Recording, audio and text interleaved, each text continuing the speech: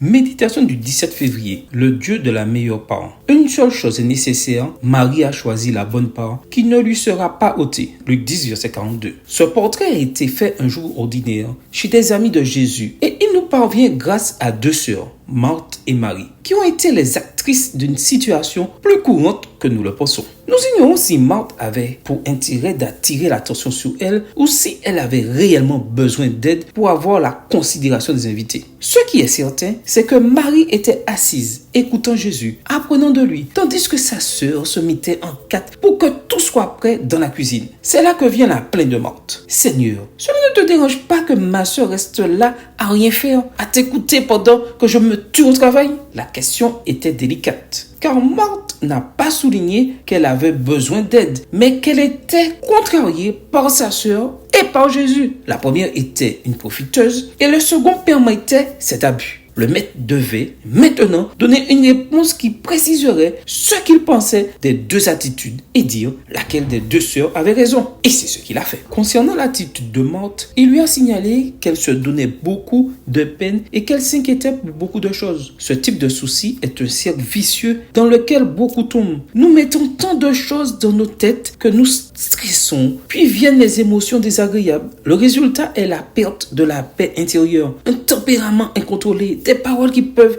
offenser et le développement de la mauvaise habitude de se comparer aux autres. De Marie, Jésus a dit qu'elle avait choisi la bonne part. Remarquez qu'il n'a pas dit que Marie était meilleure que Marthe, mais que Marie avait choisi la bonne part. Donner à Dieu la première place. Chercher premièrement ce qui est spirituel et considérer que passer du temps avec Jésus est le plus grand des privilèges. Et, concernant son opinion personnelle de la situation, Jésus a déclaré deux choses. Marthe, ce que tu fais est important et précieux, mais ce n'est pas de cela que la vie dépend. Ce que Marie fait est nécessaire et essentiel. Sans cela, rien ne fonctionne correctement. Même si je te contrarie, je ne dirai pas pour autant à Marie de s'éloigner de moi pour t'aider, parce que je crois que c'est toi qui devais être là, à cet instant. Ne laisse jamais passer l'occasion d'être avec moi et d'apprendre de moi. C'est clair comme de l'eau de roche. Priorité à la priorité. Amen. Bonne journée à vous et que le Seigneur vous bénisse.